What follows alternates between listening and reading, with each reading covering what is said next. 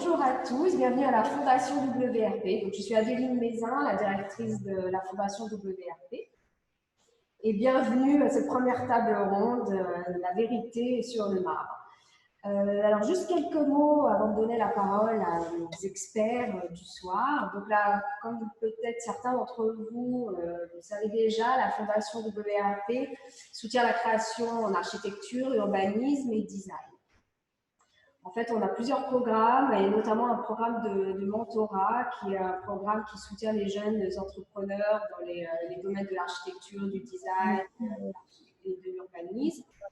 Et en ce moment, il y a d'ailleurs un appel à candidature pour ces jeunes entrepreneurs qui veulent se lancer. Donc, on les soutient avec un programme de mentorat sur une année.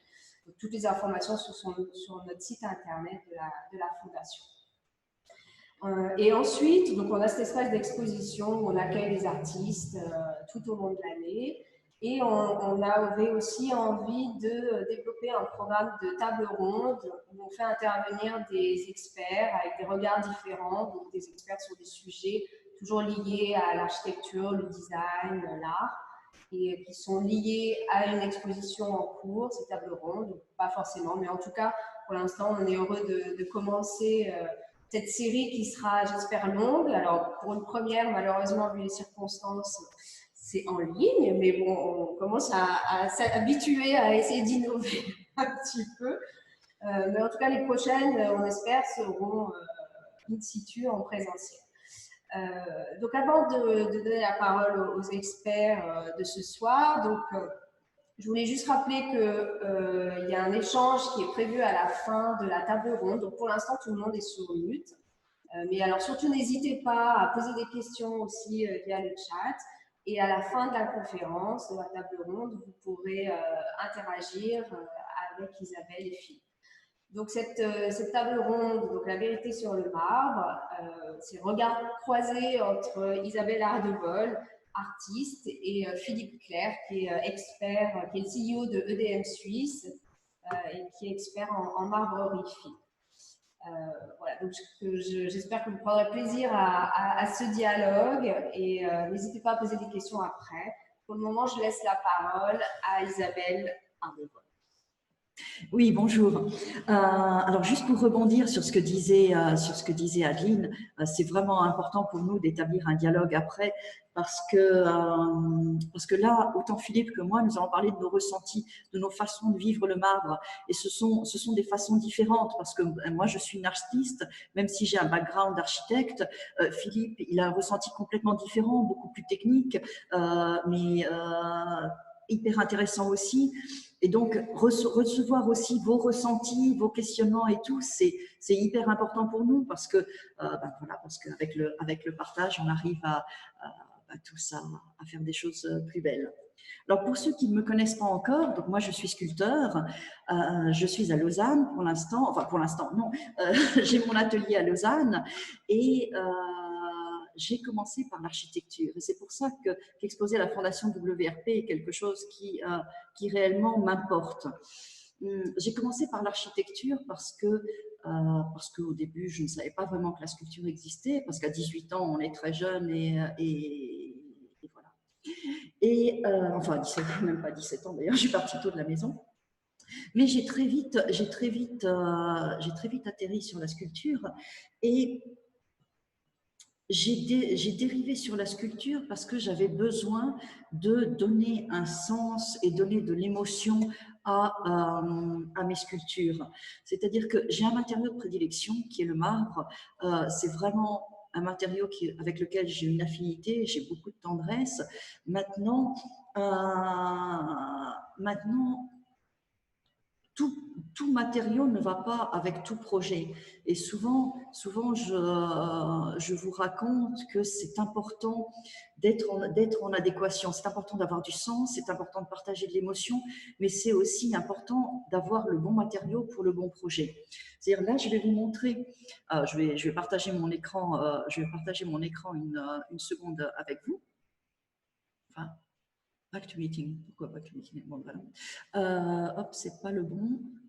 Voilà. vous voyez par exemple ces grands nageurs. Ces grands nageurs qui sont exposés aussi à la Fondation WRP, ce n'est pas du marbre, c'est une résine époxy. C'est une résine époxy armée de fibres de verre, donc c'est un matériau qui est assez moderne. Pour ce projet-là, la résine époxy était vraiment le matériau adéquat parce que ça me permet d'avoir quelque chose d'hyper léger, c'est-à-dire ça va être des pièces qui font plus de 2 mètres de long, mais que je peux porter toute seule, que je peux amener n'importe où dans un parc pour faire une exposition, sur lequel 5 personnes peuvent monter et ça ne se casse pas. Donc, ce sont des matériaux qui vont me donner une facilité. Si j'avais fait les mêmes en marbre, évidemment, il y aurait la noblesse du matériau, évidemment, il y aurait un ressenti complètement différent, mais ça impliquerait d'avoir une grue pour la porter, ça impliquerait probablement des cassures ou des petits soucis au niveau du bas du dos, parce que là, c'est extrêmement fin. Et donc, trouver le bon matériau pour le projet sur lequel on est en train de travailler, c'est hyper important. Souvent aussi, je parle des bâtiments des années 70. Vous savez, les HLM des années 70 qu'on est en train de restaurer aujourd'hui. On les restaure parce que à ce moment-là, on ne savait pas trop comment. Attendez, je vais faire un admit all parce qu'il y a du monde. Parce qu'on ne savait pas trop comment travailler le béton dans cette époque-là. Donc, on ne l'armait pas très bien, on le mettait en torsion alors que le béton, ça ne supporte pas la torsion. Et résultat, 30 ans après, on a des bâtiments qu'on doit complètement réhabiliter. Et ça, c'est quand même assez fou. 30 ans pour un bâtiment, c'est rien. Je sais pas ce que tu en penses. Donc, le marbre, oui, le marbre, j'adore, mais le marbre, pas toujours. Parce que de temps en temps, il y aura un autre matériau qui va être plus adéquat. Et puis, le marbre, c'est souvent un matériau qui est mal connu. Quand je dis qu'il est mal connu, c'est que on a tous entendu parler du blanc de Carrare, et le blanc de Carrare, on en connaît le statuaire, on en connaît, oui, voilà, on en connaît ce qu'on a vu dans les grandes sculptures, on en connaît Michel-Ange, et puis du marbre, on connaît aussi. Alors là, ça va être, je vais vous choquer peut-être, mais on en connaît le carrelage de la salle de bain de la grand-mère. D'accord? Donc, ce carrelage vert, bleu ciel ou rose qui n'est pas toujours très, très, très heureux. Mais des marbres, il y en a des centaines, il y en a partout dans le monde et il y en a des qui sont vraiment, vraiment magnifiques. Et ça, je trouve que c'est important et c'est une des choses que nous voudrions partager avec vous aujourd'hui, Philippe et moi, c'est vous dire que du marbre, il y en a. Pourquoi ne m'obéis-tu pas? Excusez-moi, l'ordinateur ne m'obéit pas. Voilà, des marbres, il y en a des très très beaux et pourquoi ne pas les découvrir ensemble? Ça, par exemple, c'est une pièce qui est faite en blanc de Carrare, mais c'est pas le blanc de Carrare qu'on va habituellement travailler dans la sculpture, parce que le blanc de Carrare, le blanc de Carrare qu'on travaille habituellement dans la sculpture, c'est le statuaire. Le statuaire, c'est un marbre qui est très très blanc, qui a une légère teinte jaune, qui n'a pas du tout de veine et qui est assez tendre. Souvent, même dans la carrière, ils ne l'appellent pas le statuaire, ils l'appellent le zucchero. Zucchero parce qu'il a un grain un petit peu comme le grain du sucre et qu'il est friable un petit peu comme le grain du sucre. Moi, j'aime bien des marbres qui sont un petit peu plus durs. Celui-ci, ça sera un Carrare C. Les Carrare C, c'est le plus dur des Carrare. C'est un Carrare qui est légèrement veiné de noir, donc il va avoir une blancheur beaucoup plus, une blancheur beaucoup plus blanche. Il vire pas au jaune, il est vraiment vraiment blanc, presque grisé. Et puis il a cette fine veinure noire. Mais des Carrare, il y en a des dizaines. Il y a le Venatino qui vraiment a une veinure franche. Il y a l'Arabescato qui est beaucoup, beaucoup plus avec des veinures jaunes et vertes. Il y a le Fioreato. Il y en a vraiment énormément. Et puis évidemment, après, il y a le Michelangelo. Mais ça, le Michelangelo, c'est difficile d'en trouver parce que les blocs de Michelangelo, qui ressemblent un petit peu au Carrare C, mais la velours, elle est plus douce, elle est plus chaude, et puis le ressenti est vraiment magnifique. Celui-là, il est difficile à trouver. Mais, comme je vous disais, moi, j'aime bien travailler des marbres qui sont un petit peu différents, un petit peu inhabituels. Je travaille beaucoup le blanc de Turquie. Je travaille beaucoup le blanc de Turquie parce que, au fond, c'est pas un marbre blanc. Si vous voyez sur le coin gauche de la sculpture, c'est un marbre qui est blanc veiné de gris. Il y a une veinure très légère qui, à moi, me fait penser à une veinure. Vous savez, les veines sous la peau. Je le trouve extrêmement sensible, extrêmement doux. Il prend la lumière de façon très, oui, qui me touche beaucoup. Maintenant, c'est un marbre qui va être très peu utilisé en statuaire, qui va être utilisé beaucoup pour des pierres tombales, qui va être utilisé aussi pour des sols et des carrelages, mais qui va être très peu utilisé pour du statuaire parce que c'est un marbre qui est incertain. Quand je dis incertain, c'est qu'il n'y a pas de carrière de blanc de Turquie. Il y a des carrières de rouge de Turquie. Le rouge de Turquie, c'est celui qui est connu et c'est un rouge qui est veiné de blanc. Et puis, quand la veinure est grande, eh ben, il y a un petit bloc de blanc. Et ce petit bloc de blanc, voilà, il va me toucher. Il va me toucher. Et donc, à part le blanc le blanc de Turquie, ce que j'aime travailler, c'est... Alors, comment vous dire? Pour moi, le Covid, ça a été un petit peu comme un électrochoc. Jusqu'à présent, je travaillais des sculptures comme celles qu'on a vues, donc beaucoup en rondeur, qui appelaient la forme féminine, avec des courbes, avec beaucoup de douceur, quelque chose de très graphique, de très basé sur l'humain. Je travaillais vraiment sur l'idée de la vie en société, mais aussi cette appréhension du corps humain. Et puis, avec le premier confinement, après le premier confinement, moi j'ai eu un peu un choc et il y avait une thématique qui me tenait à cœur depuis très longtemps. C'était l'impact de nous humains sur l'environnement. Comment mettre en scène d'un côté ce mal-être de notre planète, hein, avec ces sols qui se dessèchent tellement que même s'il pleuvait, ils ne seraient pas récupérables, ou alors il faudrait qu'il pleuve pendant des mois, et notre mal-être. Parce que on dépend de notre planète, ça semble bateau, mais c'est évident.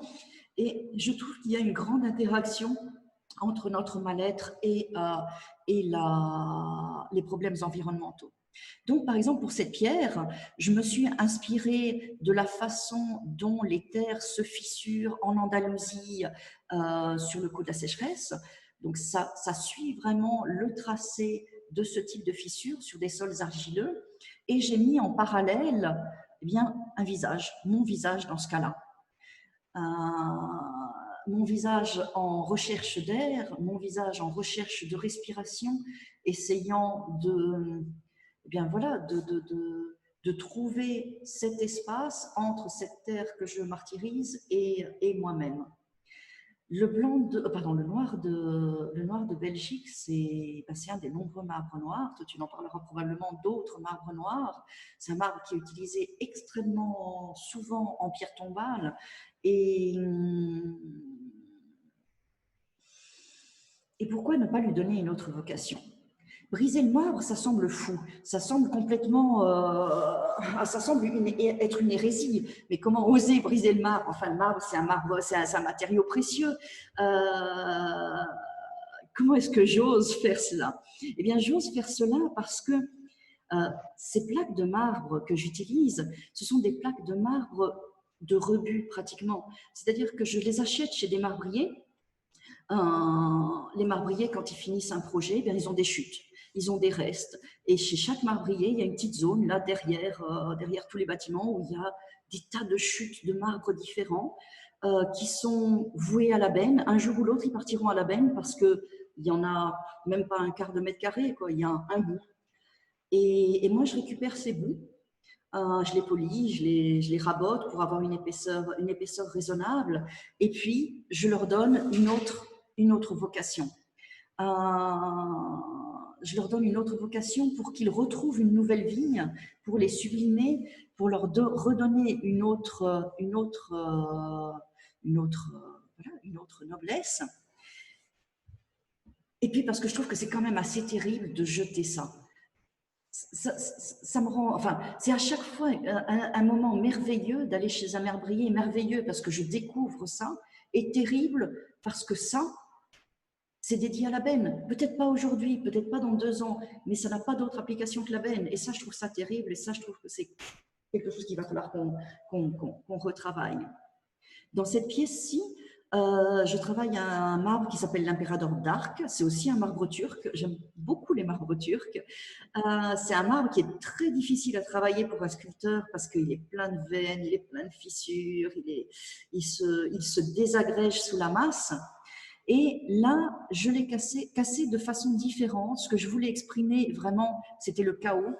C'était d'un côté cette beauté du marbre, cette douceur, parce que voilà, il me touche, et puis ce chaos ce chaos qui nous entoure aujourd'hui avec le Covid, et puis nos émotions face à ça. Parce que cette femme dont j'ai moulé le corps et que j'ai retravaillé après, eh bien, elle vient nous parler des cicatrices, de tous nos bleus à l'âme, ce que j'appelle nos cicatrices intérieures. On a tous des bagages, on a tous des bleus à l'âme et généralement on les cache.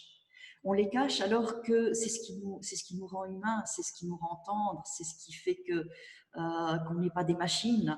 Et j'ai voulu sublimer ces cassures, sublimer ces cicatrices pour trouver un lien entre ces bleus à l'âme et ces bleus à la pierre et, voilà, et trouver de l'émotion entre tout ça. Mais bref, je parle beaucoup, je sais ça. Je vais peut-être laisser la parole à Philippe. Et Philippe va avoir une façon complètement différente voilà, de vivre le marbre. D'aborder le marbre. Exactement. Parle-nous. Alors bonsoir à tous. Merci Isabelle, c'est très sympa de me donner la parole avec un discours avec autant de passion et de poésie. Donc moi je dirige effectivement EDM qui réalise des projets de marbrerie fine. J'ai un parcours un petit peu parallèle, c'est assez similaire à toi Isabelle, puisque moi je suis architecte d'intérieur, j'ai fait les beaux-arts aussi de formation, et je peux dire que moi le marbre c'est vraiment un choix de vie, c'est-à-dire que c'est une rencontre qui m'a fait découvrir le marbre, et depuis cette passion ne me quitte plus. Alors pas dans la sculpture, mais dans le bâtiment, et je pense qu'il y a beaucoup de choses à faire. Alors je vais vous parler un petit peu du marbre dans un premier temps, de manière un petit peu plus théorique, avec un petit peu sa nature géologique. Alors qu'est-ce que c'est le marbre finalement? Eh bien le marbre c'est une roche métamorphique. C'est très joli comme nom, métamorphique. Qu'est-ce que ça veut dire? Eh bien métamorphique, c'est-à-dire que c'est une base qui est de calcaire et de dolomite. Et eh bien c'est la terre et c'est le temps qui a transformé ce calcaire, ces dolomites pour créer ces marbres. Alors le temps, mais c'est aussi la pression, c'est aussi les changements de température qui ont fait que le calcaire et la dolomite s'est transformé en marbre. Alors moi, je suis toujours surpris, toujours épaté, parce que à l'échelle de l'humanité, la Terre n'est pas grand-chose finalement, et puis on s'aperçoit que ces petites boules regorgent de richesses, et puis on trouve des marbres qui sont absolument différents partout, alors qu'on pourrait imaginer que le phénomène de réchauffement et de changement de température a été le même sur ces petites boules. Alors les marbres ont une caractéristique, c'est que ce sont des pierres qui sont relativement veinées. Et quand on dit veiné, c'est des variations de couleur, des variations de texture, des variations d'accroche de lumière. Et bien ces veines-là, en fait, c'est finalement des matériaux différents qui se sont agglomérés et transformés et liés. On trouve de l'oxyde, c'est souvent les marbres qui sont avec des teintes dorées, orangées, jaunes. De la calcite, c'est notamment les marbres de Carrare, tous les marbres qui sont blancs. Plus les marbres sont blancs, plus ils contiennent de calcite, de la serpentine pour les marbres verts, de la calcite, comme je l'ai dit. Donc on a vraiment une variation et on a vraiment toute la palette de couleurs qui se retrouve dans les marbres. Alors le marbre, le mot marbre d'ailleurs c'est très joli, ça vient de marmaros. Marmaros c'est en grec, ça veut dire pierre resplendissante. Alors ça explique un petit peu l'histoire du marbre, comment on l'a utilisé. Au départ, le marbre a été utilisé en architecture et en sculpture. Je vais vous montrer quelques photos. Je vais chercher.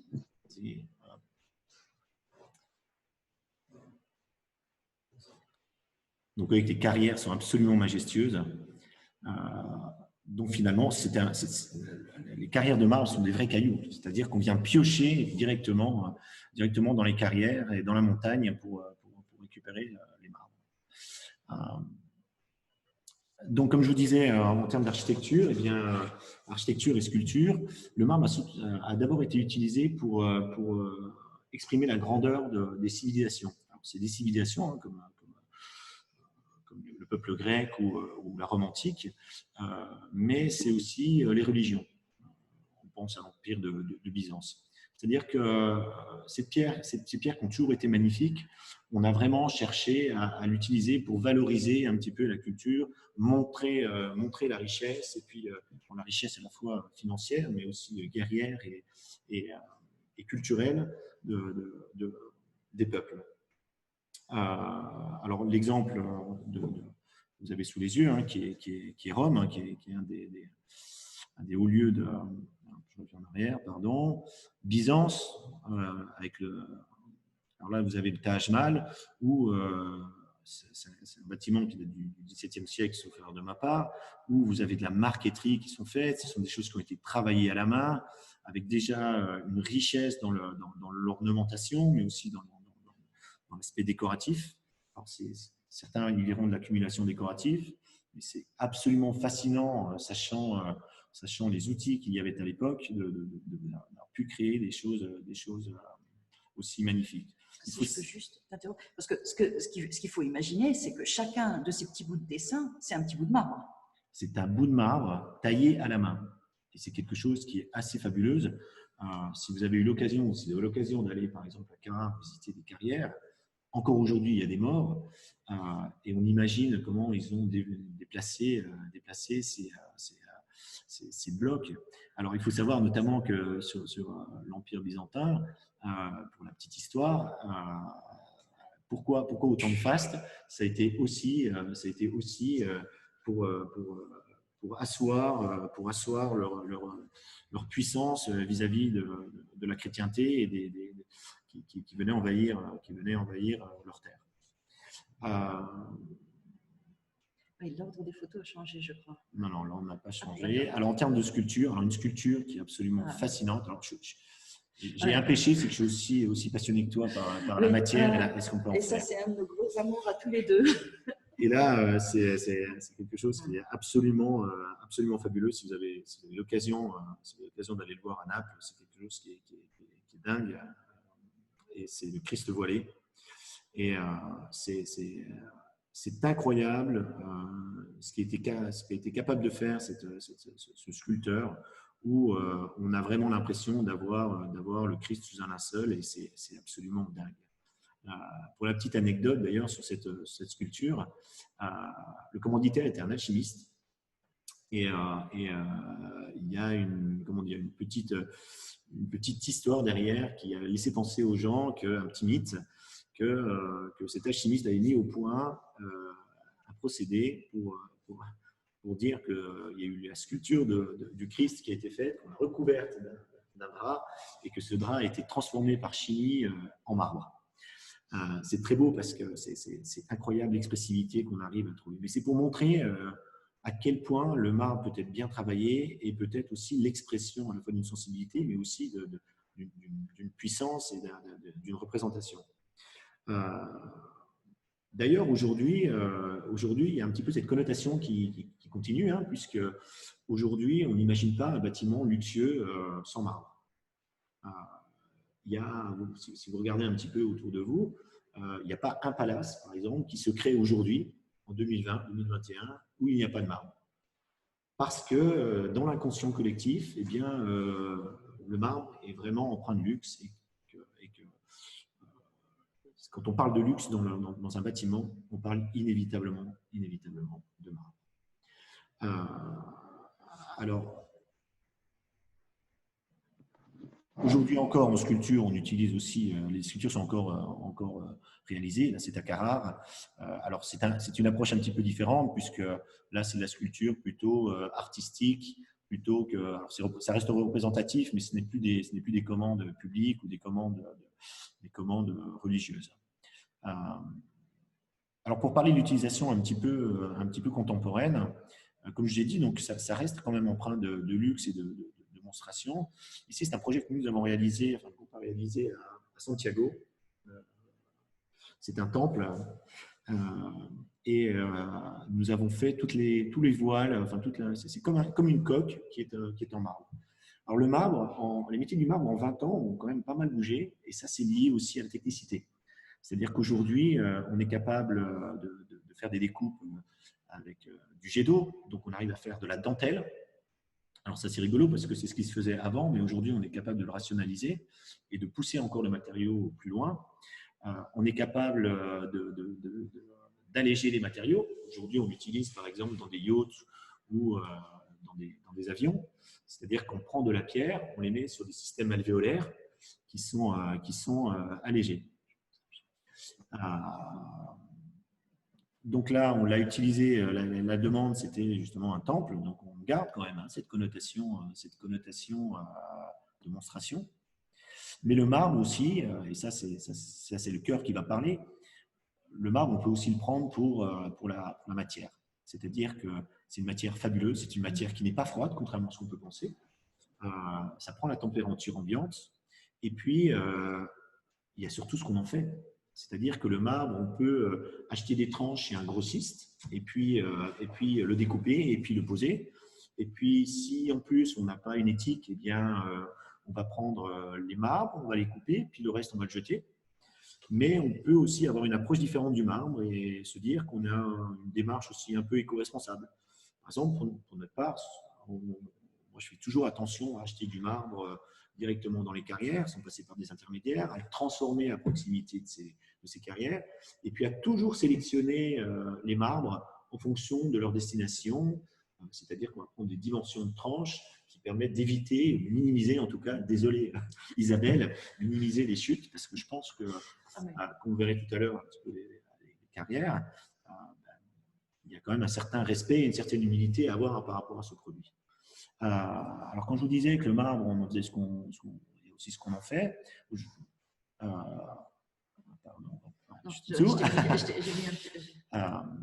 Donc, je vous ai montré un bâtiment. Donc, aujourd'hui, on l'utilise dans des bâtiments en décoration, mais on l'utilise aussi pour du mobilier. Pourquoi? Parce qu'il y a une réflexion de lumière, il y a un toucher, il y a un velouté, il y a une sensibilité à avoir avec ce matériau qui est absolument fabuleux. Et on dépasse un petit peu ce cadre de se dire que c'est un élément luxueux, décoratif, d'ornementation, riche. Donc, on arrive avec des créateurs à pousser un petit peu le vice et pousser le matériau un petit peu dans ses retranchements, ou peut-être même que d'ailleurs c'est le matériau qui nous pousse, parce que, et on arrive à faire des choses incroyables. Oui, je vous parlais d'humilité. Aujourd'hui, quand je vous disais qu'il y a encore des morts dans les carrières, au siècle dernier, d'ailleurs il n'y a pas si longtemps que ça, puisque ça s'est arrêté en 1974, on descendait, je ne vais pas dire à dos d'homme, mais on descendait quasiment à dos d'homme les blocs des carrières. Hein. C'est-à-dire qu'il n'y avait pas réellement de camions, d'outillage, c'était encore travaillé à la main. Et aujourd'hui, par exemple, à Carrare, il y a encore il y a un peu moins de 10 morts par an au moment d'extraction des blocs. Donc ça invite quand même à avoir du respect par rapport à la matière. Moi, je sais que, par exemple, avec les gens avec qui on discute de projets, j'essaie toujours de les sensibiliser à ça, parce que finalement, quand j'ai des clients ou des architectes qui me disent « Ah, j'aimerais bien cette veine un petit peu plus à gauche, un petit peu plus à droite », eh bien, je ne vais pas dire que ça me fend le cœur, mais je pense qu'il faut le vivre, ce marbre. Il faut le vivre avec une certaine émotion et un certain respect. Parce que quand il y a des morts, on ne peut pas prendre le marbre, le jeter et avoir des doléances. Et il faut respecter la nature. Vous voyez sur la photo, d'ailleurs, c'est marrant hein, comme ils travaillent, parce qu'ils sont carrément à flanc de montagne. Et puis, vous voyez en arrière-plan, d'ailleurs, la montagne qui est malheureusement saignée hein, par ces extractions. Et ça vous montre un petit peu l'ampleur de ce que c'est qu'une carrière. Alors, Isabelle parlait tout à l'heure des variations de marbre. Moi, je dois vous dire qu'à chaque sélection qu'on doit faire, à chaque projet, eh bien, c'est une aventure. Et c'est toujours une émotion quand on doit visiter et qu'on doit présenter des marbres. Vous voyez, là c'est une palette de couleurs que nous avons sur la base des verres. Vous voyez, il y a une vingtaine de verres, et encore, je n'ai pas pris tous les verres. Et ce qui est d'autant plus surprenant encore, c'est qu'au sein même d'une même famille, on parlait tout à l'heure des Kalakata ou des statuaires, eh bien, chaque bloc étant tellement différent que chaque sélection avec un client ou que chaque sélection qu'on doit faire pour un artiste, eh bien, c'est vraiment un moment. C'est vraiment un moment. Une variation de marbre Cipolla, qui est un marbre suisse. Et oui, en Suisse, il y a aussi des marbres.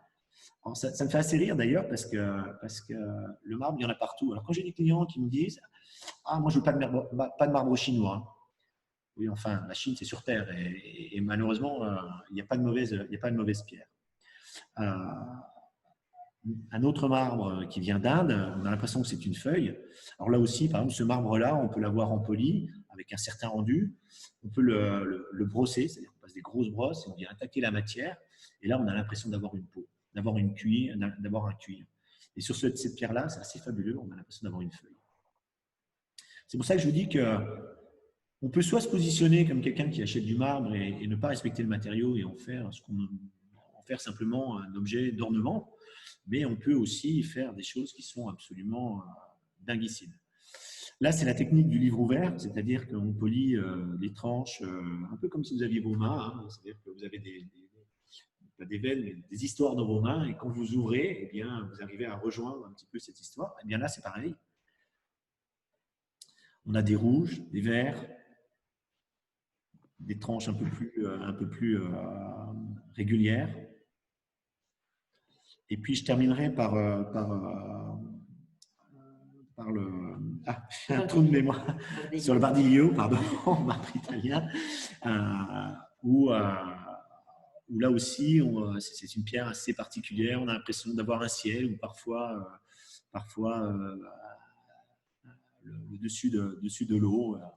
C'est un marbre assez particulier. Là, je vais laisser la parole à Isabelle parce que je crois qu'elle a pas mal de choses à vous dire sur ce marbre-là. Oui, alors c'est un marbre qui me touche beaucoup, et c'est ce que j'apprécie beaucoup dans ce que dit Philippe, c'est-à-dire que le marbre, c'est une histoire d'amour à chaque fois, c'est un voyage à chaque fois, et c'est une découverte à chaque fois. On peut avoir travaillé le marbre pendant 20 ans et continuer à s'émerveiller. Et ça, je trouve ça assez magique. Une carrière comme la carrière de Carrare, mais n'importe quelle carrière de pierre et encore plus de marbre, c'est comme une expérience initiatique. Parce qu'on est tellement, tellement petit face à cette immensité que ça nous... Ouais, c'est vraiment ça. Ça nous remet à nos places. Et puis, excuse-moi Isabelle, mais ce qu'il faut quand même avoir en tête quand on a ces matériaux-là, alors oui, bien sûr, on est petit, mais on est aussi petit en termes de dimension dans le temps. C'est-à-dire que je veux dire que ça vient depuis la naissance de la Terre. Donc, l'homme étant sur Terre que depuis très peu de temps, finalement, on doit aussi respecter ça parce que c'est respecter aussi la Terre. Clairement. Et puis, tu parlais du Bardiglio, et c'est vrai que le Bardiglio, c'est un marbre qui te touche. C'est aussi un marbre qui me touche beaucoup parce qu'on peut y voir, on peut y voir de l'eau. Moi, j'y vois souvent un ciel nuageux. Et justement, en ce moment, je suis en train de faire ça. Enfin, de faire ça. Alors ça, c'est un Bardiglio. C'est une histoire assez étonnante. C'est le début de ma pièce. Ça sera une de mes terres déstructurées. Donc, il y aura un plateau. Ce sont deux tombes que j'ai trouvées. Donc, l'une, je l'ai trouvée dans un ruisseau. Parce que, ben oui, voilà, ce sont des marbres qu'on utilise beaucoup dans un cimetière. Mais quand la concession est finie, eh ben, généralement, ça passe à la trappe. Là, il était jeté au fond d'un ruisseau. Et puis, celle qui était jetée au fond d'un ruisseau, ben, je l'ai sciée en plaques pour faire ma déstructuration. Celle-ci, c'était une autre tombe aussi à l'abandon qui a été la base d'une sculpture d'une de mes élèves qui l'a juste sciée. Et puis voilà, puis ce temps était passé. Et maintenant, Maintenant, elle aura encore une troisième vie. Et cette troisième vie, vous voyez, il y a ce visage de femme noire qui est en train d'émerger. Il y a cette position complètement offerte. Il va y avoir ce ciel, ce nuage de marbre qui va venir autour. Et puis voilà, dans quelques semaines, elle sera prête. Maintenant, ce qu'on oublie aussi, c'est que tu parlais il y a des morts dans les carrières, clairement, mais ils ont vécu leur passion. Mais Alors, le marbre, c'est un élément naturel. Par exemple, le bardiglio, qu'est-ce qu'il est beau, mais qu'est-ce qu'il pue. Excusez-moi, hein, mais il est plein de soufre. Et donc, dès que je commence à taper, ça sent le soufre dans l'atelier. Ça sent fort. Il y a une odeur particulière du marbre en général. Alors, chacun a son odeur, mais la couleur, la veinure, c'est de la chimie, c'est des oxydes métalliques, c'est du soufre, c'est de... Et une chose à retenir, c'est qu'on ne peut pas contrarier le marbre. Non. En tant que sculptrice, tu le vois, c'est-à-dire qu'à un moment, tu as ton imagination, tu as ton désir créatif, et puis finalement parfois, eh bien, je ne vais pas dire que c'est l'accident, mais c'est aussi la vie du marbre. Alors, c'est la vie du marbre, mais surtout, ça doit être un dialogue. C'est ça. Si tu imposes un projet à une pierre, en l'imposant d'un côté complètement absolu, on va perdre de la sensibilité. Le projet doit être là, l'histoire doit être là, le sens, l'émotion doit être là, mais le marbre est une grande partie du projet. Le marbre va permettre de sublimer ou de ne pas sublimer le projet. Donc oui, ça doit absolument être un dialogue. Après, oui, ça risque de casser. Maintenant, celui qui risque de casser plus facilement, c'est peut-être l'humain qui est en train de taper dessus. Oui, c'est ça. Et donc, il faut avoir beaucoup d'humilité face à la pierre, parce qu'elle est là depuis bien longtemps avant nous.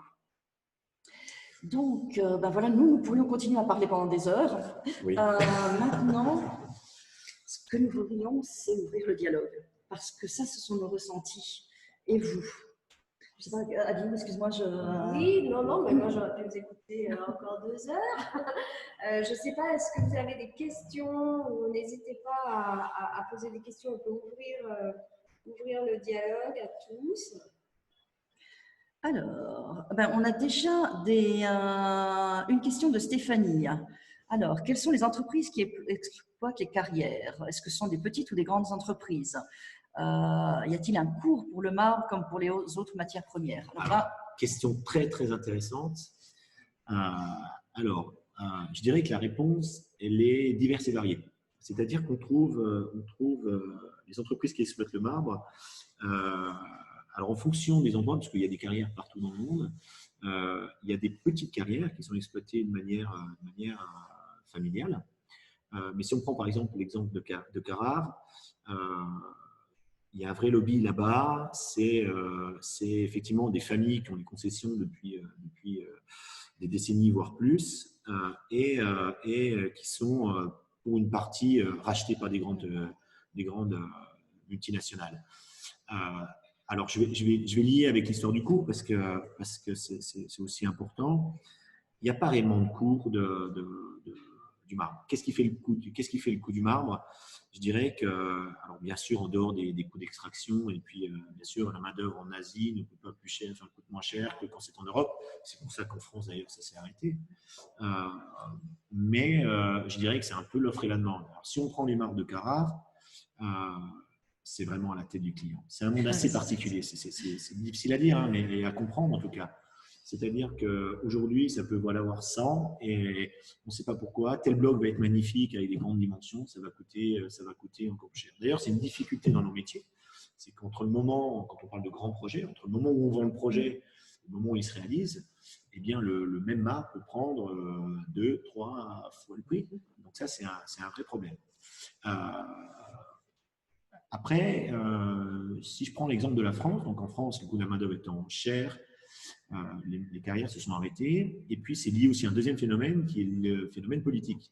C'est-à-dire qu'en France, les gens ne sont pas propriétaires réellement de leur carrière. Ils ont des concessions. Donc, c'est l'État qui les reconduit en fonction des endroits. Hein. Ça peut être 20 ans, 30 ans ou plus. C'est très, très compliqué d'extraire. Par exemple, j'ai un ami qui a une carrière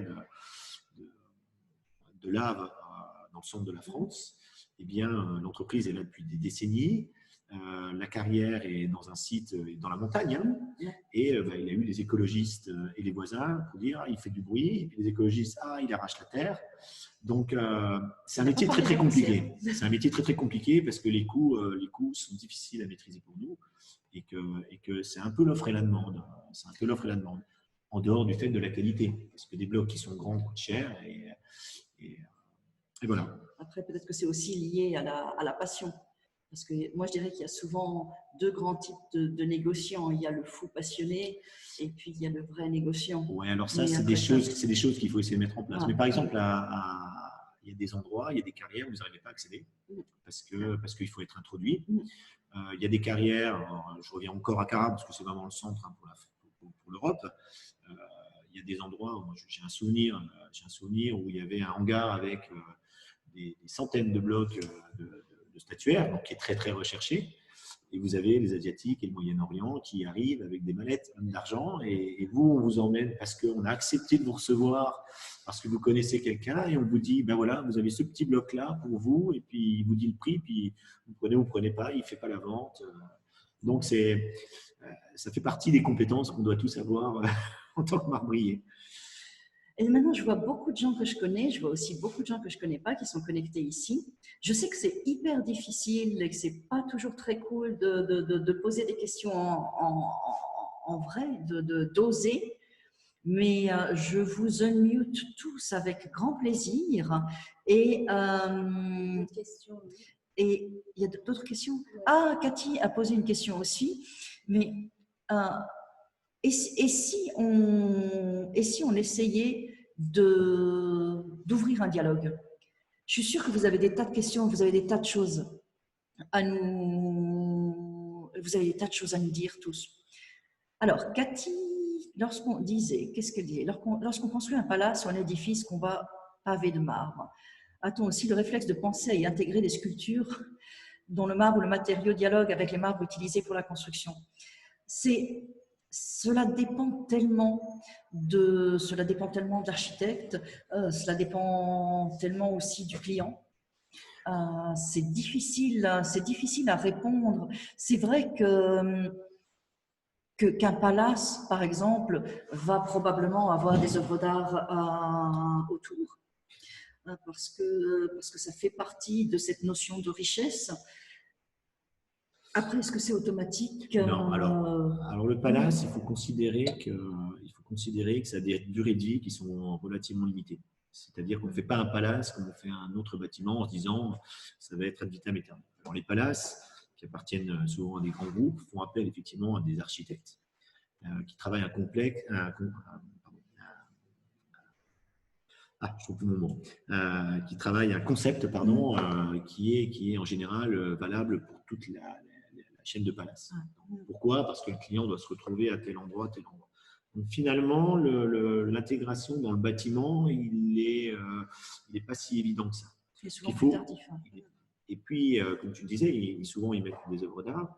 Et puis, il y a aussi un autre phénomène, c'est que finalement, un palace, c'est un outil.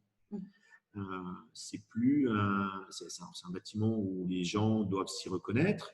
Ça accueille une certaine population plutôt riche et qui a l'habitude internationale, qui a l'habitude de voyager, mais ça reste un outil. Aujourd'hui, les palaces ne sont pas dans une démarche de dire on met les marbres les plus beaux et on dépense le plus cher et on va mettre des sculptures en marbre. Non, pas du tout. Le marbre doit être présent parce que c'est un palace, mais ils sont très très vigilants ils préfèrent à la limite souvent d'ailleurs, ils préfèrent souvent investir dans des œuvres d'art, mettre des œuvres d'art et puis qui baladent d'un palace à un autre et puis qui est du vrai investissement. Finalement, le palace, je ne vais pas dire 10 ans, mais c'est pas loin de 10 ans seulement la vie d'un palace. C'est pas 20 ans en tout cas. Donc, il ne peut pas se permettre de mettre des marbres qui valent des fortunes. C'est pour ça que d'ailleurs, on voit plus de statuaires dans des palaces. Oui, après, il y a peut-être aussi une autre raison, c'est dans la mentalité des gens, c'est normal que s'il y a un mur, on accroche un tableau. C'est beaucoup moins assumé que s'il y a un espace, on va mettre une sculpture. Oui. C'est vrai que la sculpture va occuper des mètres carrés qui pourraient être occupés différemment. Oui. C'est quelque chose qui est souvent beaucoup plus cher parce que cela demande un investissement de temps qui est complètement différent entre le temps nécessaire pour un tableau et le temps nécessaire pour la taille d'un marbre. C'est pas du tout la même échelle. Et je pense que ça aussi, ça rentre en jeu. Après, une des choses dont tu parlais qui me semblait hyper intéressante, c'était les limites d'un matériau et comment les dépasser. J'ai beaucoup aimé la photo que tu nous as montrée du temple de Santiago de Chile, où on voyait que le marbre avait vraiment été poussé à sa limite. Quand je dis poussé à sa limite, c'est qu'on le voit en transparence. C'est une peau. C'est une peau. C'est une peau. Oui, c'est une peau, mais cette luminosité différente selon si la lumière passe ou passe pas à travers. Je pense aussi que ça doit être très très différent selon le lever du jour ou le plein soleil. Ça, je trouve ça extrêmement intéressant. Arriver à repousser les limites d'un matériau le plus loin possible tout en gardant sa vérité, je pense que c'est quelque chose Puis il y avait une symbolique forte sur l'élévation, c'est un très très bel exemple. C'est un très très bel exemple de ce qu'on peut faire. Mais c'est vrai que finalement, le marbre, moi qui suis passionné comme toi, mais avec quand même, moi j'ai un contexte financier qui est quand même différent, c'est-à-dire que je dois répondre aussi à une réponse financière. Moi, je cherche toujours à bien comprendre un petit peu la philosophie parce que je suis intimement convaincu qu'on peut faire des choses en marbre sans dépenser plus d'argent, mais avec des choses qui ont une vraie âme. Et qui ont des vraies histoires à raconter. Et une vraie modernité. Et une vraie modernité. Parce que souvent, le marbre, c'est le carrelage de la grand-mère. C'est ce verre dans la salle de bain qui… C'est pour ça que notre métier, cette vraie modernité, notre métier est un petit peu… on peut le voir de deux manières. On peut le voir comme quelqu'un qui vend du matériau ou comme quelqu'un qui raconte une histoire. Et ce n'est pas une question d'argent, c'est une question d'approche de projet, c'est une question d'approche de matériel. C'est ma sensibilité, mais c'est vrai que c'est un élément qui est différenciant. Et je vois aussi qu'au travers de mes clients, c'est ce qu'ils viennent chercher. C'est-à-dire qu'on ne vient plus nous chercher pour vendre 1 mètre carré de marbre, mais en disant, tiens, comment on peut révéler un peu notre espace et comment je peux m'approprier l'espace avec du marbre. Et ça, c'est fabuleux parce que d'un traitement, alors moi, je fais beaucoup de recherches en R&D. Alors, c'est pas de la sculpture, mais c'est vrai qu'on va chercher des veloutés différents, on va chercher une texturation différente. Parce qu'aujourd'hui, moi, j'estime presque qu'on est dans une capacité où c'est que la limite créative, quasiment, qui nous bloque sur le bâtiment. Moi, je vois des jeunes créateurs, mais c'est incroyable. Moi, ça fait 20 ans que je suis dans le métier, je suis passionné. J'adore discuter avec des gens, des sculpteurs, des gens comme toi, avec des architectes, avec des jeunes créatifs, parce que justement, ils apportent une vision nouvelle, et puis de se dire, tiens, pourquoi on ne fait pas ça? Go, on y va, parce que je pense qu'il y a encore tellement de choses à faire avec ce matériau, tellement de choses. Clairement. Alors, qui ose se lancer et nous poser une question? Alors, je vois qu'il y a Fanny. Alors, Fanny travaille beaucoup dans la restauration. Je ne sais pas s'il y a quelque chose que tu as envie de nous raconter. Qui d'autre pourrait nous raconter quelque chose? Mais après, oui, vraiment, parce que je pense qu'il y a peut-être aussi des étudiants de l'IPA qui sont ici. C'est une question de Cathy. Ah, une question de Cathy. Donc, briser le marbre, ce n'est plus un tabou. Ça dépend.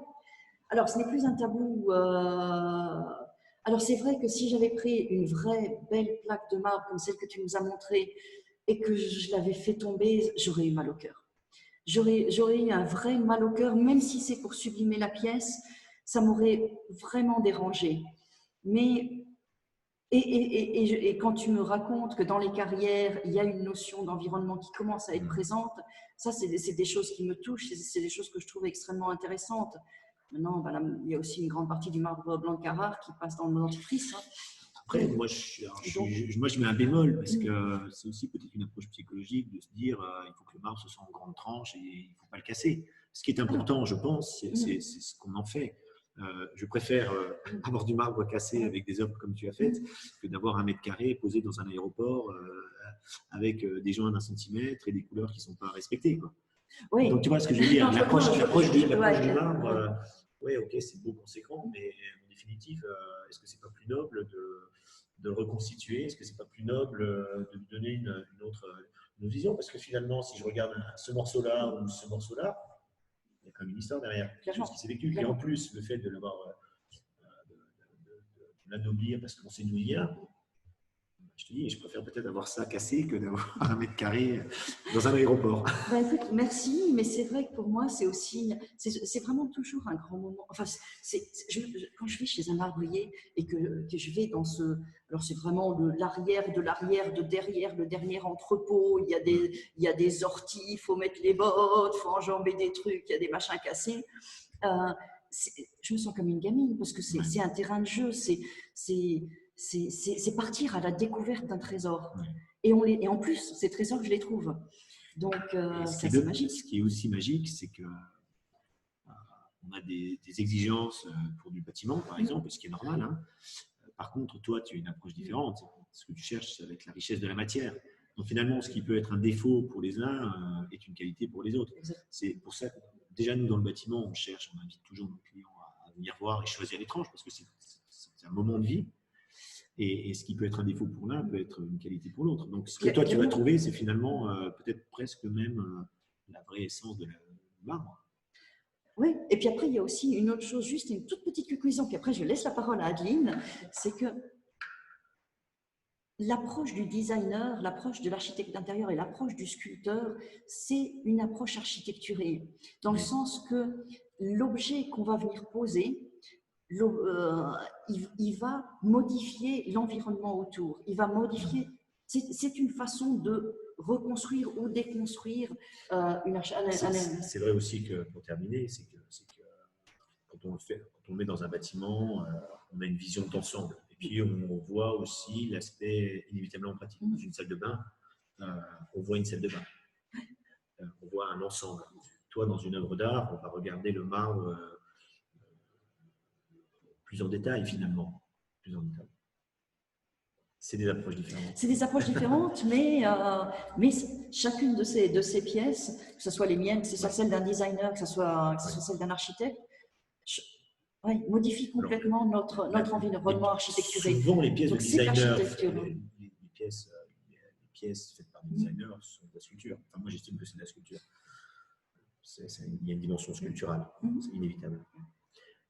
Adeline, on te fait patienter, malheureusement, on voit que tu… Non, mais c'était très bien. Je voulais juste être sûre qu'on avait répondu à toutes les questions, que personne ne voulait s'exprimer, ou poser d'autres questions par rapport à vos expertises. Mais en tout cas, je pense qu'on a été tenus en haleine et par vos points de vue. En tout cas, merci beaucoup. Et si personne n'a de remarques ou de questions, je pense qu'on va pouvoir clôturer cette session.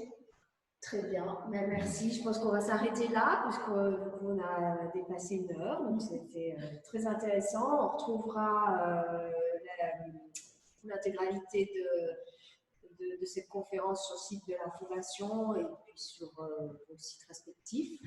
Merci à tous en tout cas, et puis merci Isabelle et Philippe qui nous ont fait partager votre passion. Je crois que tout le monde a été très intéressé de votre intervention. Merci à toi. Hein. Merci et puis merci à vous tous de nous avoir supportés. Non, merci à vous. Et puis, si un jour vous avez des questions, n'hésitez pas, on est là. Bien sûr. Bien sûr. Eh bien, à bientôt. Et si vous avez d'autres questions, vous pouvez toujours les poser par email et puis on vous répondra du mieux qu'on peut. À bientôt. Excellente soirée.